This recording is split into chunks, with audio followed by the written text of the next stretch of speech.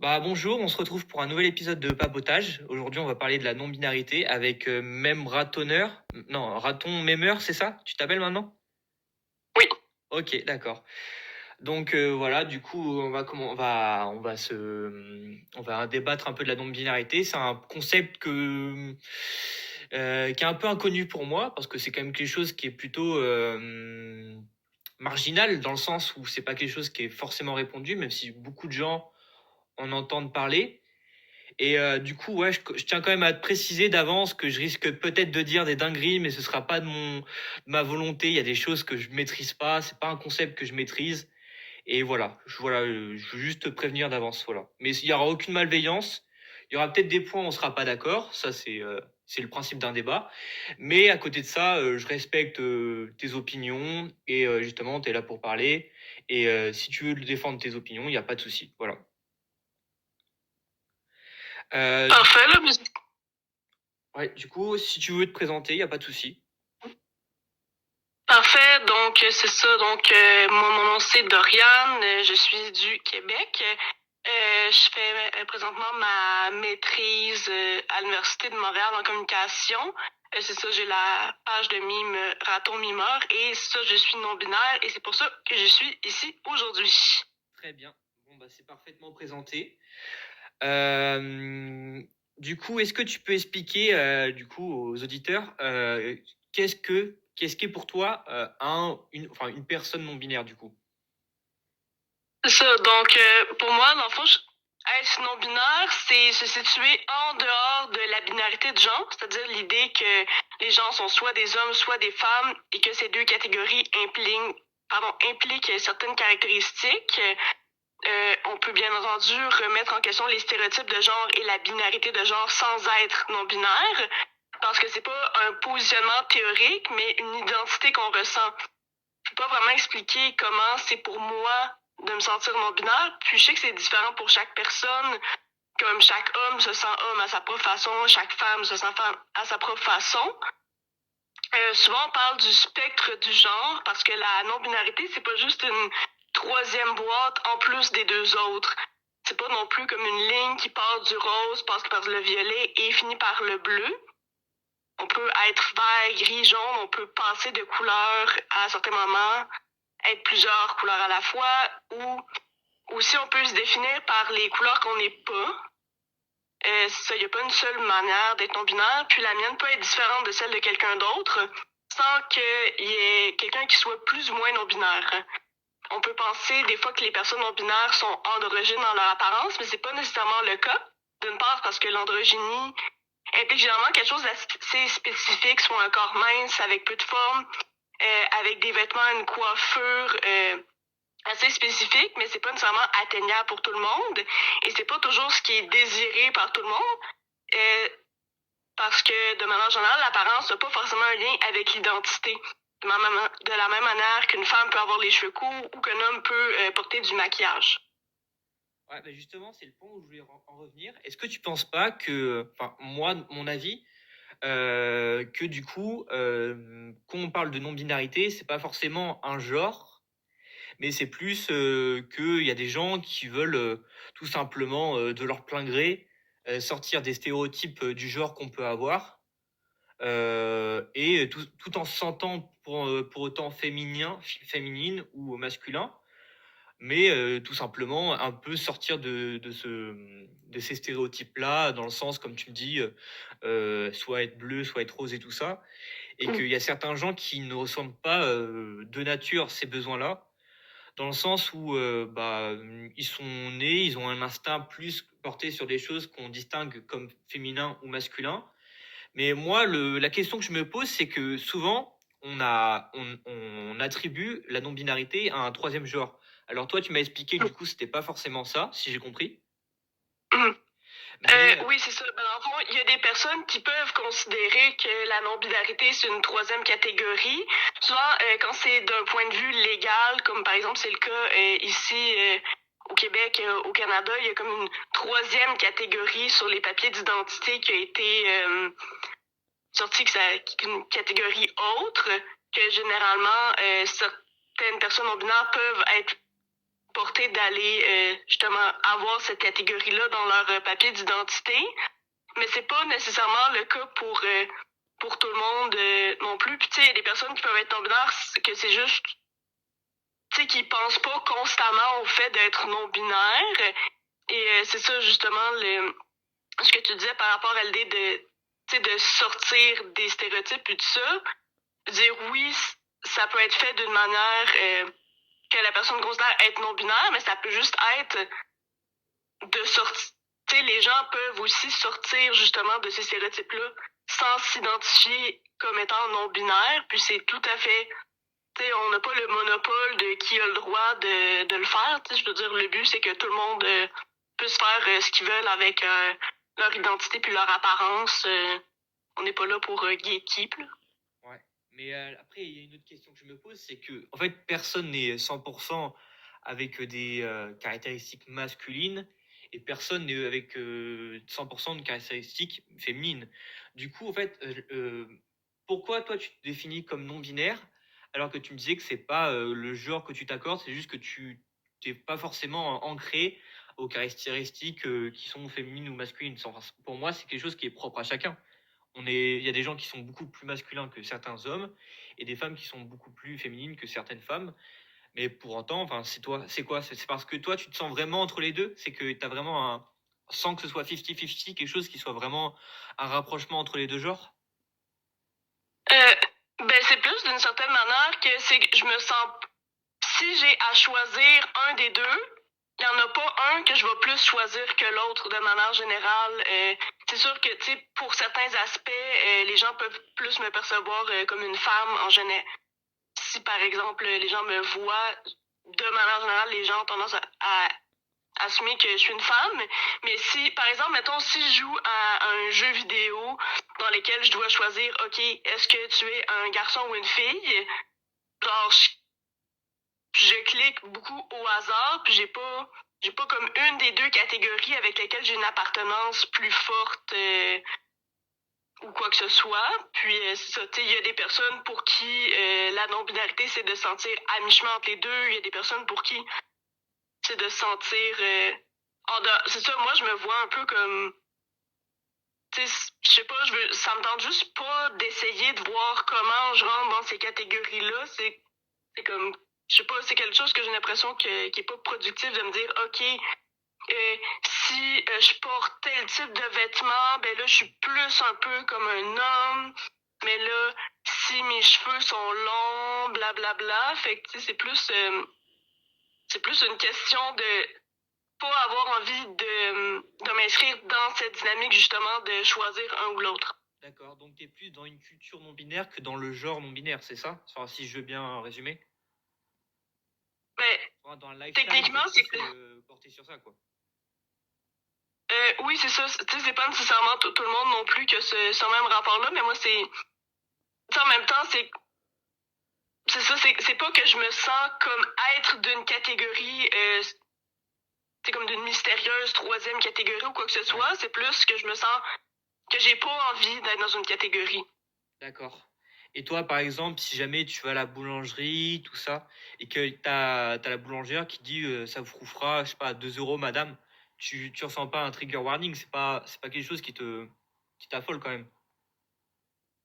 Mais tu sais, je veux dire, si c'est quelqu'un que je connais pas, je vais pas lui en tenir rigueur parce que de manière générale, tu sais, la personne, elle sait pas d'avant, tu sais, une personne, justement, la boulangère, elle va pas le savoir que c'est ça. Tu sais, c'est sûr que je suis comme, tu sais, je vais savoir que la personne m'a mal catégorisé, mais en même temps, si la personne, tu sais, je vais pas, tu sais, c'est plus si quelqu'un qui est au courant de c'est quoi mes pronoms puis de c'est quoi les accords que j'utilise, puis que là, la personne va m'appeler madame, ben là, je vais trouver ça plus désagréable D'accord. à ce moment-là, mais c'est ça, tu sais, quand c'est juste une personne random que je croise, c'est pas...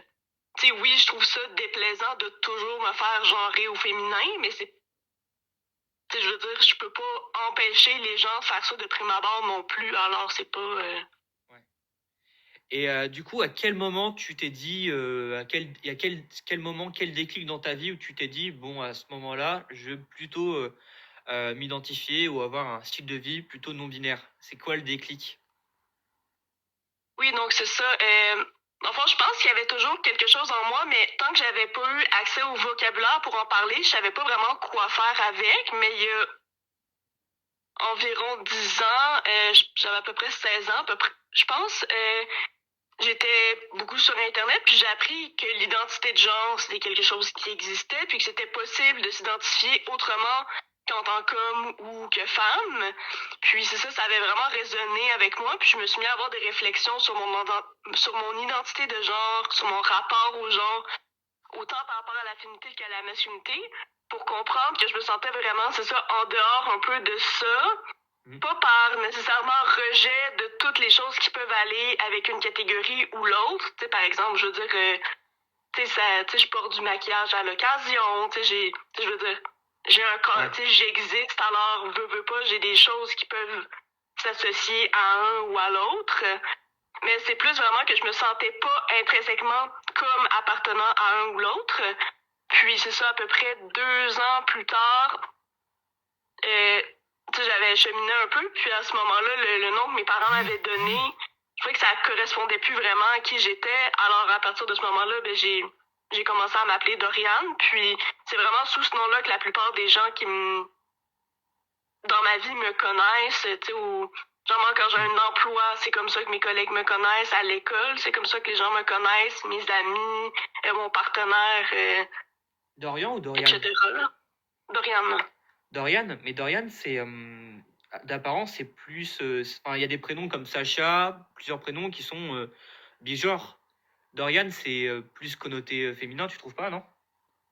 Ben, je l'écris Dorian. Alors, justement, c'est qu'à l'écrit, ça peut donner l'impression que c'est masculin, mais si tu l'entends, tu peux avoir l'impression que c'est féminin. Alors, justement, tu as comme cette ambiguïté-là entre les deux selon comment les personnes voient mon. Tu sais, mettons, si les gens voient mon nom à l'écrit en premier, après ça, ils sont comme un.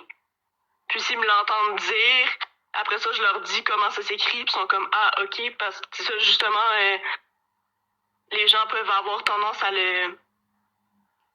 l'écrire d'une manière plutôt que d'une autre. Là. Mais c'est ça que quand j'avais commencé à l'utiliser, c'est que j'avais un nom d'utilisateur qui avait Dorian dedans à cause de Dorian Gray de Oscar Wilde.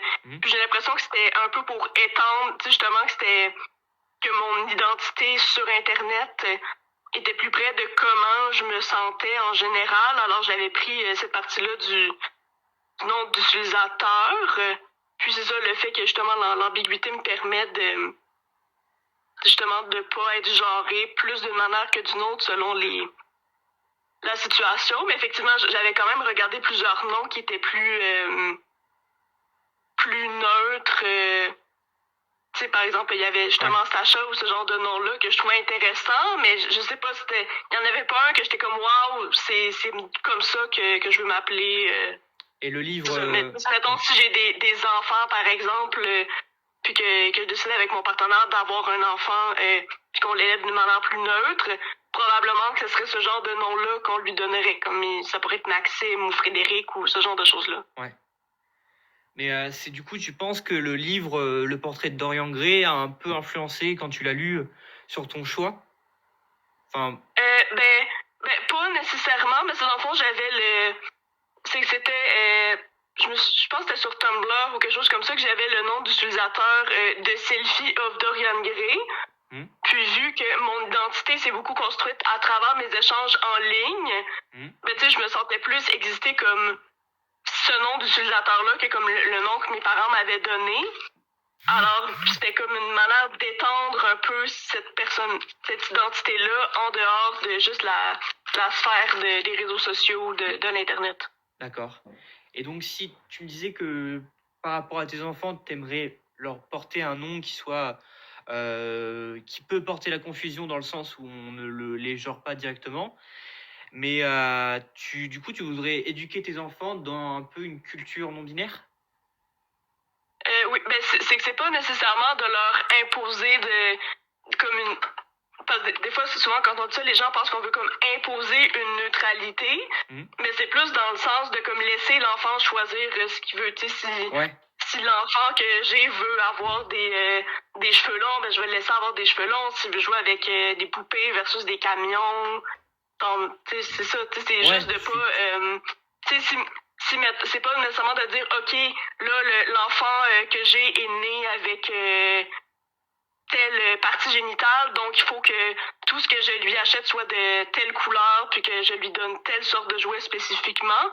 Fait que c'est plus justement pour que l'enfant puisse avoir, voir ce qui l'intéresse de manière générale. C'est sûr que si en étant en contact avec d'autres enfants, ben ils considèrent plus aller dans une catégorie ou dans une autre. Y a pas, c'est ça, c'est pas dans le sens d'imposer la non-binarité à l'enfant, mais plus lui donner la liberté de voir ce qui l'intéresse sans avoir un cadre super normatif de qu'est-ce qu'il devrait aimer, qu'est-ce qu'il devrait pas aimer. Mais après, il y a une autre question que je me pose par rapport à ça, c'est que jusqu'à 4-5 ans, quand tu es enfant, tu ne fais aucun choix. En fait, tu prends tes repères et tu t'imposes à ce que en fait, on t'éduque. Et il n'y a que vers tes 4-5 ans où tu vas dans le magasin de jouets avec ton gosse, et là, tu le laisses à l'air libre, et tu le laisses prendre la boîte qu'il veut, quoi. Que ce soit une boîte de poupée ou une boîte de camion, tu vois. Mais avant cet âge-là, les cadeaux que tu lui fais, tout ça, c'est pas forcément lui qui pointe son doigt et qui dit moi je veux ça, moi je veux ça. C'est plus on va dans le magasin, et vu qu'il est un peu encore beillot, il est encore jeune et tout ça, et bah tu lui prends un jouet et tu t'espères lui faire plaisir. Mais genre à ce cap-là, alors comment on fait du coup? Parce que l'enfant en fait il peut pas faire ses choix, il peut pas encore, il prend ses repères, il est pas encore, enfin il parle déjà approximativement. Alors pour faire des choix c'est un peu compliqué. Comment on peut lui laisser la liberté quand il est... C'est ça, c'est de donner plusieurs options, justement. Fait que, tu sais, si, mettons, j'ai l'enfant, ben, il peut avoir tu sais, mettons, un enfant, généralement, ça n'a pas juste un jouet. Alors, tu sais, pour avoir et des poupées et des camions, il peut avoir, aussi d'autres types de jeux qui sont pas... tu sais, par exemple, moi, quand j'étais enfant, je faisais vraiment beaucoup de dessins. Ouais. Puis, tu sais, c'est pas...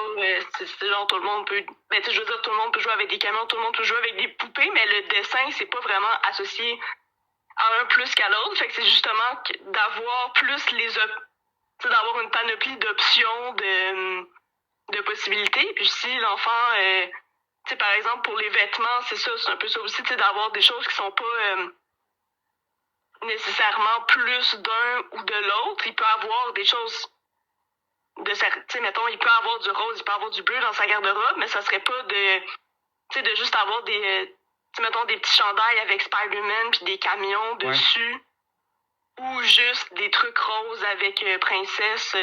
Tu sais, ça peut avoir des deux, mais ça peut juste être aussi, je sais pas moi, un chandail jaune avec un éléphant dessus, ou...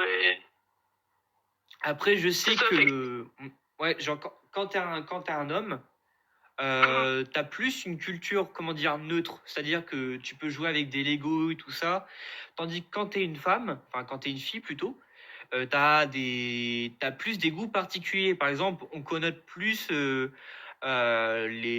jouets de princesse, je sais pas, les pet shop et tout ça, à quelque chose qui est plus connoté féminin.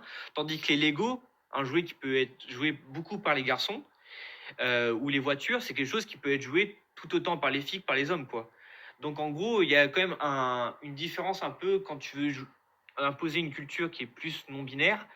Enfin, je dis bien à ces débuts d'année, hein. Quand c'est une fille qu'un garçon, parce que justement, il y a des choses qui sont bien plus connotées féminines et moins dans le neutre, comme les princesses et tout ça, et que voilà. Après, je veux dire, il y en a que c'est un risque à prendre. Mais je veux dire, imagine, tu prends un gosse et tout ça, et tu lui prends une tenue princesse Disney quand il a 3 ans et tout ça, et il n'est pas encore conscient. Peut-être qu'il va un peu mal le prendre, même s'il prendra avec humour quand même un petit peu après, parce que il y a quand même un peu d'autodérision, pas grave. Quand il reverra ses photos d'enfance que chez lui et tout ça. Mais après, ouais, c'est pas non plus. Moi, je pense pas que ce soit une gravité en soi, mais il y a quand même cette nuance entre les filles et les garçons, où les garçons ont une culture plutôt neutre, et les filles par exemple, les filles peuvent porter des pantalons. Par contre, c'est plus mal vu de voir un mec avec une jupe. Tu vois ce que je veux dire ou pas? Oui, oui, non, mais c'est ça. Effectivement, c'est vrai qu'il y a beaucoup de choses. Parce que c'est plus, en fait, qu'il y a beaucoup de choses qui sont associées au masculin qu'on va considérer être neutre, mais que c'est beaucoup plus marginalisant pour un homme ou un garçon d'aller vers quelque chose de féminin. Mais tu sais, en même temps, justement, tu sais, si c'est un enfant assez jeune, tu sais, justement, s'il y a une tenue qui est comme rose avec, par exemple, une princesse Disney ou quoi que ce soit, mais tu sais, l'enfant, tu sais, même, tu sais, je me souviens que moi, quand j'étais enfant, tu sais, j'avais quand même l'option de choisir un peu ce que je voulais porter comme chandail quand je me le. Tu sais, mettons, ma mère me demandait, ah, tu veux porter quel chandail aujourd'hui? Puis là, mettons, je disais je sais pas moi, le rouge avec je sais pas trop quoi dessus. Mm. Alors, c'est ça, tu sais, je me dis que, tu sais, oui, effectivement, si la personne décide d'être masculine puis tout ça, ben, peut aller plus vers certaines choses, mais tu sais, je veux pas. Ça va pas être une idée de dire, OK, tu dois tu dois forcément porter la moitié du temps des trucs de princesse Disney ou la moitié du temps des trucs de, de Spider-Man ou quoi que ce soit. C'est plus de. Tu sais, aussi, je vais voir avec le temps de, OK, si les vêtements avec, par exemple, la Reine des Neiges dessus, mon enfant va jamais vouloir les porter, ben je vais pas m'entêter à y acheter des vêtements de ce genre-là. Je vais plus essayer d'autres choses. C'est ça. Puis en même temps, il y a des vêtements qui sont quand même neutres en général aussi, que l'enfant va pouvoir, je veux dire, mettons une petite marinière, c'est pas plus un que l'autre aussi. Là. Fait que justement, je pense justement, je peux avoir des options qui peuvent être très genrées, mais ça peut être aussi justement d'avoir des choses plus neutres en général. Puis si à partir d'un moment, l'enfant veut vraiment avoir un truc rose avec une princesse Disney, ben là, on va y acheter un truc rose avec une princesse Disney. Mm. Mais ça va pas être justement de remplir sa garde-robe de trucs plus d'un ou que de l'autre. Ouais. Donc en gros, c'est c'est surtout de pas dire à un enfant, si mettons, tu sais, l'enfant veut quelque chose, de pas dire « Ah non, mais toi, t'as pas le droit de porter ça parce que t'es un garçon. Ah non, toi, t'as pas le droit de porter ça parce que t'es une fille. » Tu sais, c'est plus... Ouais. Après, tu sais que... C'est plus dans le sens de pas lui interdire des choses de ce genre-là. C'est peut-être pas politiquement correct de dire ça et tout ça, mais sans lui dire que c'est pas bien, parce que ouais, je suis d'accord qu'il faut pas non plus dire que c'est pas bien, mais il faut avertir quand même, parce qu'on sait très bien que quand t'es gosse, t'es méchant. On est adorable à la fois, mais quand on est dans la cour, on est des fauves.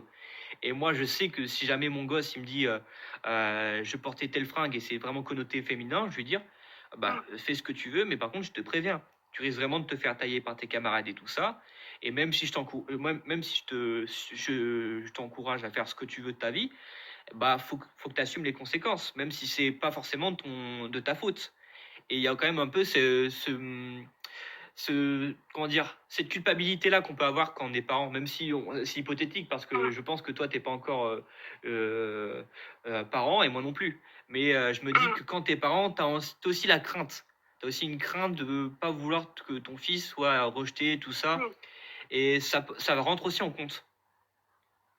Oui, non, c'est ça, je comprends, mais en même temps, c'est que je pense que je préférerais avoir, tu sais, justement, garder un lien de... Tu sais, justement, il y a moyen d'expliquer ces choses-là à un enfant, tu sais, de comme que certaines choses peuvent être associées à c'est ça, tu sais, qui peuvent être plus ou moins bien vues, ou, ben, pas plus ou moins bien vues, mais tu sais, qui vont être perçues de certaines manières, puis que, tu sais, justement, tu sais, expliquer à l'enfant que tu sais, je veux dire, on va voir aussi au moment où j'ai des enfants comment les choses se portent. Mais tu sais, il y a moyen d'expliquer un peu le concept de la binarité de genre à un enfant sans lui dire qu'il doit forcément choisir un ou l'autre. Puis tout ça, mais tu sais, je préférais garder un lien de confiance avec mon enfant, quitte à devoir comme gérer des trucs de... Tu sais, si je fais, par exemple, intimider à l'école,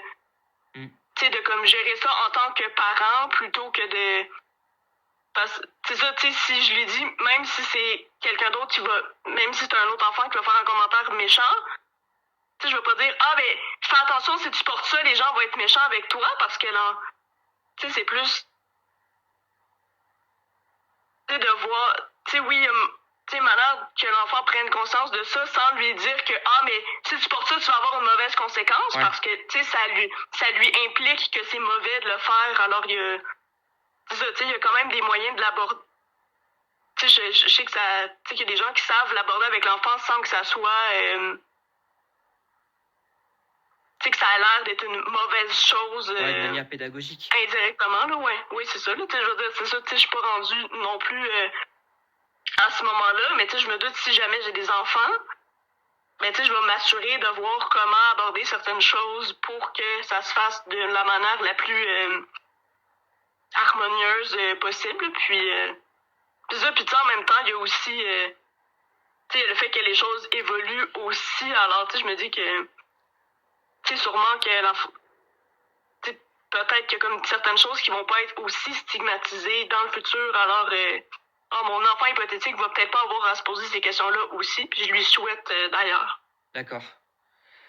Du coup, je voulais aussi savoir comment le voient tes proches, que ce soit des gens qui soient tes amis, des gens qui soient de ta famille, ou même par exemple tes proches ou des gens que enfin, des profs et tout ça, que tu côtoies sans que ce soit tes amis, ta famille. Comment c'est perçu en général? Est-ce que c'est bien perçu? Est-ce que tu as quand même des bémols? Vas-y, explique-moi si tu veux.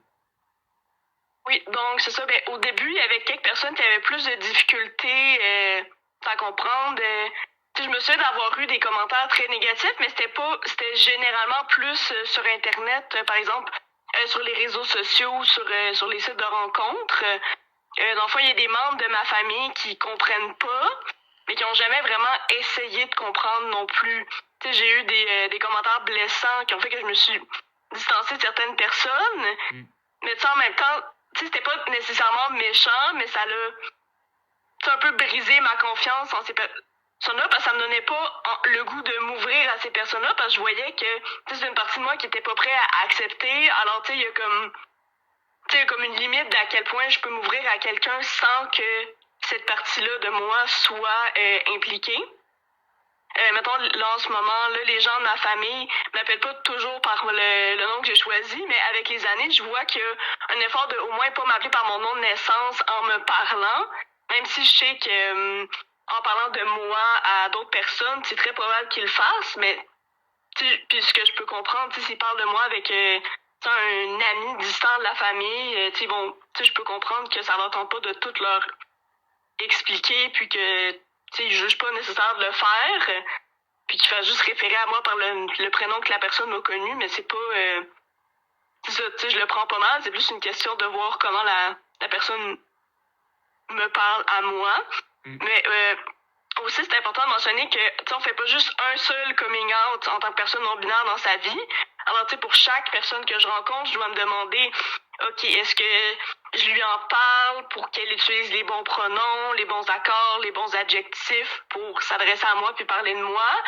Ou si au contraire, est-ce que je préfère ne pas le mentionner pour éviter des comportements discriminatoires ou de la violence? Mais aussi, ça peut être parce que j'ai pas... Tu sais, des fois, expliquer ces choses-là aux gens, ça prend beaucoup de temps et d'énergie. Puis tu sais, si c'est quelqu'un à qui je parle pas, tu sais, par exemple, la boulangère hypothétique qu'on parlait plus tôt, je vais pas lui faire tout le speech au complet parce que, tu sais, je la rencontre là et c'est tout, c'est pas... c'est pas plus grave que ça. Fait que pour m'éviter de trop y penser, je fais généralement pas de coming out aux personnes à qui je parle juste dans un cadre formel, par exemple à l'école ou au travail. Par exemple, si je fais un travail d'équipe avec des gens, ben tu sais, si je sais que je vais pas leur reparler après, je vois pas nécessairement l'intérêt de leur en parler. Généralement, c'est que si je fais mon coming out à quelqu'un, c'est soit parce que la personne m'a demandé mes pronoms en me rencontrant, puis le fait que je donne mes pronoms implique ma non-binarité, vu que c'est des pronoms qui sont considérés comme neutres. Tes pronoms? Oui, ben ici, c'est pas extrêmement commun, mais dans certains milieux, je sais que dans le milieu... LGBT? Mais dans le milieu militant, en général, j'ai l'impression que c'est quand même assez commun. Où, tu sais, justement, les personnes LGBT peuvent aussi avoir ce réflexe-là, mais il y a des personnes autres en général où c'est ça, tu sais, que c'est juste qu'ils ont une certaine sensibilité par rapport à ce genre de choses-là, puis qui préfèrent demander en rencontrant les gens plutôt que, tu sais, d'avoir à comme... Tu sais, si tu demandes dès le début, t'es sûr de pas te tromper, puis d'avoir à mettre la personne dans la situation de dire « Ah, ben ça, c'est... En fait, non, mes pronoms, c'est gna gna gna. » Ouais, Alors, après, je trouve que c'est, enfin, même si je comprends l'intention, mais je pense que ça fait un peu une rhétorique de personne qui a l'impression de marcher sur les œufs et ça donne pas un côté très confiant qu'on a. Genre, t'as l'impression que d'un mot à l'autre, tu peux dire une dinguerie et quand tu sais au fond de toi que t'es une bonne personne, bah, je trouve ça pas très sain. Mais ouais, continue à expliquer si tu veux. Mais bon, après, moi, c'est ma position. Quand tu demandes le genre, ça donne l'impression que tu as peur d'être politiquement incorrect. Et je trouve que. oui, Voilà. oui, non, non, Voilà. non, non, mais effectivement, tu sais, c'est pas... Tu sais, il y a quand même des... Tu sais, il y a effectivement une espèce d'ambiguïté par rapport à ça. Puis aussi, ça fait que c'est que si tu demandes les pronoms à quelqu'un, si, mettons, moi, je dis mes pronoms, je sais que ça m'affiche directement en tant que personne non-binaire. Puis, tu sais, c'est pas nécessairement quelque chose que je veux faire avec tout le monde. Fait que, tu sais, moi, j'assume. C'est ça, tu sais, le fait de demander ses pronoms à tout le monde, moi, c'est pas un réflexe que j'ai en général, mais si quelqu'un me le demande, ben, selon le contexte, mais tu sais, généralement, si quelqu'un me le demande, je vais le dire, mais c'est pas, je m'attends pas à ce que les gens le fassent non plus. Puis tu sais, c'est pas, je veux pas, tu sais, si quelqu'un me demande pas mes pronoms de prime abord, tu sais, ça me dérange vraiment pas, là, c'est ça, mais c'est ça, donc il y a soit la situation justement que quelqu'un me demande mes pronoms ou si ben, c'est moi qui en parle sans que la personne m'ait rien demandé, c'est parce que juste la personne est digne de confiance puis que je veux continuer de la côtoyer. Puis tu sais, je comprends que c'est pas tout le monde qui a la même autant d'habitude à tu sais, justement utiliser les bons pronoms ou tu sais, faire attention avec les adjectifs. Fait que tu sais, c'est ça, tu sais, si généralement, moi, c'est plus une question que si je vois que la personne fait un effort, ça va pas, ça va être correct, alors que c'est plus, tu sais, si je dis, ah oui, je suis non-binaire, j'utilise les pronoms il, puis j'aime ça quand les gens alternent les accords d'adjectifs à quelqu'un, puis la personne est comme, non, t'es une femme, je vais t'appeler elle, puis je vais utiliser des pronoms, des adjectifs féminins. Tu sais, c'est plus là que ça va me déranger. Mais tu sais, je le dis à quelqu'un, puis que la personne, tu sais, se trompe une fois de temps en temps, ça me dérange pas, parce que, tu sais, surtout si la personne se reprend après, là, c'est plus, c'est plus une question de si tu sais, si je vois que la personne a l'air d'être réceptive par rapport à ça, puis de pas, tu sais, juste me dire des commentaires haineux à cause de ça, généralement, ça va, là. Ouais. C'est ça, tu sais, c'est que je pense aussi que je peux pas vraiment faire des liens forts avec des personnes à qui j'ai pas fait de coming out. Alors, c'est très rare que je me retrouve justement dans des situations où je dois couper des ponts. Vraiment, c'est que si j'ai fait un coming out à quelqu'un, c'est que je considère que la personne est digne de confiance. Tu sais, je vais pas... non, je vais pas être amie avec quelqu'un pendant plusieurs années puis dire « Ah, by the way, je suis non-binaire, utilise... » Ben, tu sais, je veux dire, au début, oui, c'était ça parce que il y avait des gens qui me connaissaient de avant, mais tu sais, maintenant, si ça fait comme quelques semaines que je parle avec quelqu'un, généralement, tu sais, ça va être dit. Ou, tu sais, par exemple, mettons, si la personne me suit sur les réseaux sociaux, ben, tu sais, j'ai mes pronoms dans ma description ou des choses comme ça. Ouais. Fait que ça... Mais justement, aussi, dans ta vie de couple en général, je sais pas si tu es en couple actuellement, mais justement, il y a aussi un problème, c'est que quand tu es en couple, tu peux, de prime abord, si tu rencontres un homme ou une femme, je sais pas si tu te sens plus bi ou hétéro, mais ou lesbienne, hein, j'en sais rien. Mais justement, si toi tu rencontres un homme et toi tu es plus dans une optique hétéro, justement, si tu rencontres un homme qui est pas dans cette culture LGBT et tout ça, ça peut vraiment être un peu un souci aussi parce que je sais que si tu sors avec quelqu'un qui est non-binaire, du coup tu es considéré comme queer. J'ai raison sur ce point-là? Non, mais pas forcément. Justement, tu sais, mon partenaire, là, ça fait ça va faire bientôt 5 ans qu'on est ensemble. Puis lui, dans le fond, autant il considère que, oui, il m'a connu en tant que personne non-binaire, tout ça, puis il va pas considérer que je suis une femme, ou il va pas il va considérer que je suis une personne non-binaire, même si, par exemple, je vais avoir certaines caractéristiques, puis tout ça, mais c'est plus, il va pas considérer qu'il est, souvent, définir son orientation sexuelle, il y a une question de marginalisation par rapport à ça. Puis il considère pas qu'il est marginalisé parce qu'il sort avec moi ou que ça change pas. Lui, dans le fond, mettons, il voit son hétérosexualité pas comme être un homme qui est attiré aux femmes, mais un homme qui est attiré aux personnes qui sont pas des hommes, de manière générale. Alors, justement, c'est un peu comme ça qu'il rentre là-dedans. Mais effectivement, justement, j'ai eu des expériences de... j'ai rencontré des personnes qui étaient pas à l'aise avec ça, puis que... qui me considéraient plus comme étant femme, puis tout ça. Mais je veux dire, c'est bien plate pour il y a des personnes avec qui ça n'a pas fonctionné à cause de ça, puis c'est pas contre ces personnes-là, c'est pas parce que c'est des personnes qui étaient malveillantes ou quoi que ce soit, c'est juste que si la personne n'est pas capable de me voir en tant que personne non-binaire, je veux pas nécessairement bâtir une relation avec cette personne-là. C'est pas parce que j'aime que la personne est mal intentionnée ou quoi que ce soit, c'est juste une incompatibilité comme il peut en avoir d'autres. Là, c'est pas...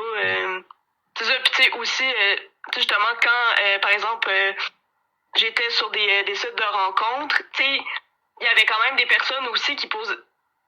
que je peux comprendre que c'est dans l'optique que, ah oui, je veux vraiment quelqu'un qui a certains types de parties génitales si je veux sortir avec la personne. Parce que, je veux dire, oui, je peux comprendre d'où ça vient, mais des fois, les gens le faisaient très, très tôt dans les conversations. Alors, je veux dire, ce que moi, j'ai dans mes pantalons, c'est pas les affaires de personnes, à part si je sais qu'on va avoir une relation intime. Puis j'ai jamais eu de relation intime à peu près m'être fait aborder par quelqu'un qui m'a demandé ce que j'avais dans mes pantalons. Si on parle un peu, puis tout ça, puis que là, le sujet peut arriver là-dessus, mais c'est quelqu'un est comme... Salut, c'est quoi que t'as dans tes pantalons? Mais ça me donne pas envie de connaître la personne. Pourquoi est-ce que t'es si intéressé à savoir ce que j'ai dans mes pantalons avant de savoir qu'est-ce que je fais dans la vie ou tout ça? Mais justement, comme tu le disais tout à l'heure, t'as l'air quand même ouvert aux gens qui sont pas forcément... c'est pas forcément la communauté, ceci, moi j'appelle ça un groupe social, le groupe social qui est LGBT, tu vois. D'ailleurs, les gens qui ont l'habitude de côtoyer des gens qui sont dans ce groupe-là, LGBT, et du coup, justement, je sais pas si par exemple c'est le cas de ton mec, peut-être que lui il côtoie beaucoup de gens qui sont dans ce groupe social LGBT, dans le groupe social LGBT, c'est-à-dire des gens qui ont vraiment l'habitude de côtoyer des gens qui rentrent dans cette sphère-là. Et justement, il y a deux parties. Il y a des gens qui sont dans ce groupe social. Il y a des gens qui sont pas forcément, ou soit pas ouverts à ça, soit qui n'en côtoient pas de manière générale. Par exemple, moi, tu vois, moi, je suis dans une je suis dans une région qui est pas forcément une grande métropole en France et tout ça. Et en fait, on se rend compte que même si c'est le cas de quelques personnes et tout ça, c'est pas forcément le cas de tout le monde, quoi. Et genre, veut dire, c'est vraiment quelque chose qui est plutôt, comme on disait, marginal en Charente-Maritime, par rapport à Paris, où c'est quelque chose qui est plutôt cosmopolite et tout ça. Et du coup, je trouve que c'est très bien, parce qu'il y a quelque chose que j'ai repéré durant notre discussion. C'est que toi, justement, tu stigmatises pas les gens qui n'ont pas forcément une ouverture à la culture LGBT en général. C'est plus en gros tu t'expliques que en gros on n'a pas les mêmes opinions, on n'a pas le même style de vie. Si on s'entend pas, c'est pas grave, mais du coup on va faire notre chemin de chacun de son côté. Et après c'est bien, mais ça crée un peu un côté communautariste, communautaire, tu vois ce que je veux dire? En gros ça divise un peu les gens en deux parties. Mais après voilà, je pense que je sais pas. Peut-être que des fois tu peux côtoyer des gens sans que ce soit vraiment des amis proches, et ensuite, Mm. t'apprends qu'il était d'un certain bord LGBT, tout ça. Mais après, moi, ce que je veux te faire comprendre aussi, c'est que il y a quand même un vocabulaire, des choses qui Mm. sont bien communes. Par exemple, tu me Mm. parlais des pronoms et tout ça. Moi, c'est quelque chose Mm. où je suis plutôt.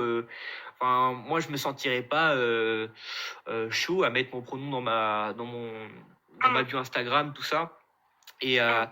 ouais, c'est ça, quoi. Genre, en fait, il y a des gens qui ont cette culture-là, d'autres non. En fait, il faut juste Mm. comprendre qu'en fait, on ne comprend pas les autres, sans justement, parce que je vois beaucoup de gens, par exemple, dans les gens qui sont plus hétéros et tout ça, donc la Mm. majorité des gens, qui interprètent les non-binaires. Sauf que là, Mm. c'est quelque chose qui est très cool, c'est pour ça aussi que je t'ai invité, c'est que là, tu as pu donner ton opinion, quelque chose qui est Mm. plutôt sensé, quelque chose que tu as vécu. Mm. Et au moins, tu vois, même si moi, à côté de ça, je serais toujours pas forcément Mm. open à m'ouvrir à Mm. ces milieux-là, au moins, j'aurais eu ta vision des choses et c'est une bonne chose, tu vois. Mais oui, c'est ça. Mais tu sais, moi, c'est que c'est une question aussi, quasiment nécessairement une question de, tu sais, que c'est des opinions, mais plus que des, tu sais, que vivre dans certaines comme, tu sais, par exemple, moi aussi, je viens justement d'une, ben là, j'habite en ville, mais tu sais, je viens d'une région, tu sais, pas super urbaine, puis tout ça, dans lesquelles c'est pas vraiment super, tu sais, que les gens en parlent pas beaucoup de ce genre de choses-là. Ouais. Puis c'est pas, tu sais, c'est que c'est plus une question de voir comment les gens respectent ce genre de choses-là ou pas. Il y a enfin, une fois, mon beau-père, le père de mon partenaire, m'avait dit que, dans le fond, lui, il voyait l'identité de genre, ce genre de choses-là, comme, par exemple, quand sur un modèle de voiture plus récent, il rajoute un bouton supplémentaire qui n'était pas là avant. Tu sais, lui, il va pas nécessairement chercher à utiliser ce bouton-là, mais comprendre pour des gens, ce bouton-là va être utile, puis qu'il est content que ces personnes-là puissent avoir la possibilité de l'utiliser, même si lui, c'est pas quelque chose qu'il va aller utiliser, tu sais, puis qu'il va pas comprendre les subtilités de comment le bouton fonctionne. Si des gens veulent utiliser le bouton, ben ils l'utilisent, puis c'est tout, puis c'est pas... Ouais. Ouais, je capte la métaphore, ouais. Hmm. Bon, C'est ça, ben dans le fond... Oh, continue, vas-y. Oui. Mais c'est ça, dans le fond, c'est que c'est pas une question, justement, de... Tu sais, oui, il peut y avoir une question de communautarisme et tout ça, que... Tu sais, par exemple, si les... Tu sais, effectivement, on va... Tu sais, mettons, moi, je veux souvent plus facilement m'entendre avec d'autres personnes LGBT parce qu'il y a certaines choses que j'ai pas à réexpliquer à chaque fois, mais je veux pas... Tu sais, j'ai plein d'amis qui sont pas des personnes LGBT, puis que c'est pas... tu sais, j'ai pas de problème avec, puis tu sais, même s'ils ont pas un certain vocabulaire ou ces choses-là, je veux pas... Tu sais, si je vois que c'est pas fait avec des mauvaises intentions, ça me dérange pas que, tu sais, justement, que quelqu'un m'appelle pas avec les bons pronoms ou quoi que ce soit, parce que c'est pas... à moins justement que la personne, tu sais, que j'en parle, puis tout ça, mais si je vois que la personne est de bonne volonté, que c'est juste qu'elle a pas certains comme vocabulaire ou certains comme outils, entre guillemets, ben c'est pas... Je vais pas y en tenir rigueur, c'est plus, par exemple, les...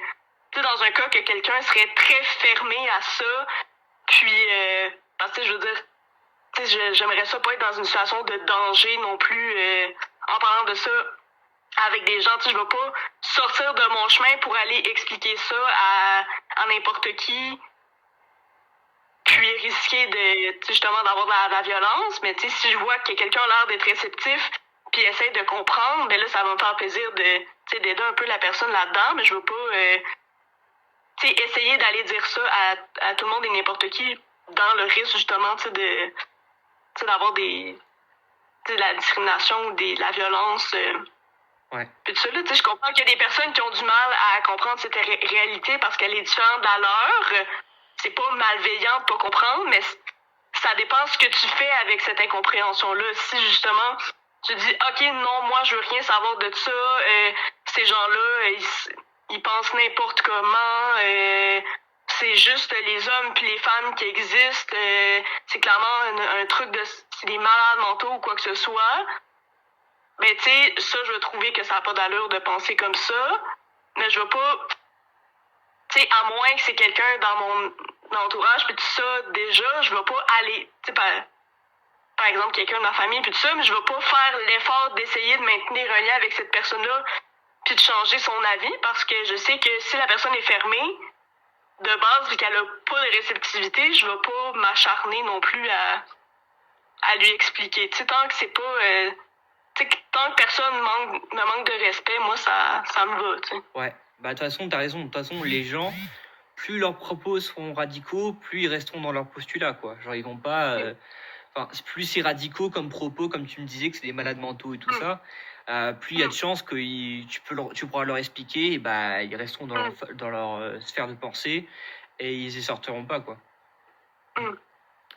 Bon, c'est ça, mais tu sais, il y a aussi le fait que des fois, il y a des gens qui utilisent un peu le prétexte de l'ignorance maladroite pour poser des questions inappropriées. Tu sais, c'est correct de pas savoir certaines choses puis d'être un peu maladroit, mais mettons, tu sais, justement, ce que je disais un peu plus tôt avec les personnes qui posaient des questions super personnelles par rapport à ce que j'avais dans mes pantalons, alors qu'on n'avait pas eu de conversation.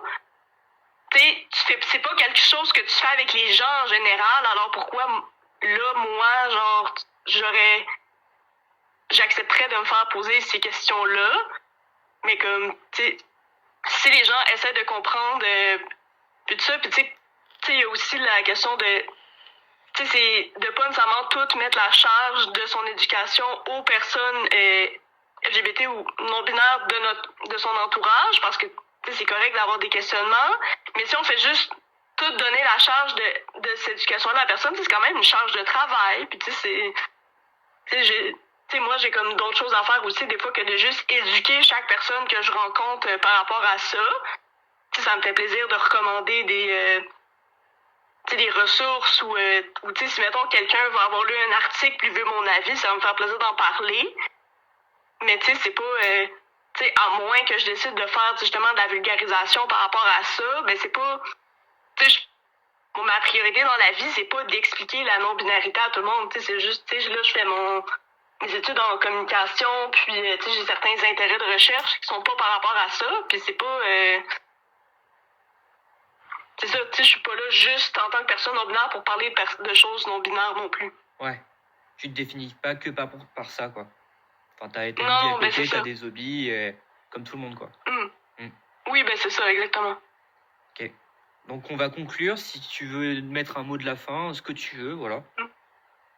C'est ça, ben dans le fond, je pense que c'est important pour tout le monde de questionner son rapport à l'identité de genre, pas dans le but nécessairement de s'identifier différemment, mais parce que tout le monde mérite de réfléchir à pourquoi on fait certaines choses plutôt que d'autres, puis si c'est vraiment les choses qu'on veut faire. Ça permet aussi, tu sais, de penser aux relations de pouvoir qui sont véhiculées par les rôles de genre. Puis, tu sais, on peut faire ça en étant un homme, on peut faire ça en étant une femme, on peut faire ça en étant une personne non-binaire. Puis, tu sais, c'est vraiment plus une question de... Tu sais, d'avoir la liberté de choisir ce qu'on veut être et ce qu'on veut faire. D'accord. Bon, bah, en tout cas, je te remercie pour ton temps. Je pense que ça va aider pas mal de gens, ouais. Et voilà. Donc, nickel.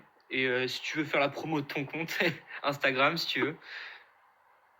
Parfait. Donc, c'est raton.mimeur, donc comme un raton laveur, mais qui fait des mimes, sur Instagram. Ok, nickel. Bon, bah, ça me fait mon deuxième raton parce que j'avais déjà fait un podcast avec Raton Partisan, donc nickel. Ben, parfait. Écoute, tu les collectionnes, là. Ok, bon, bah, je te remercie et à bientôt.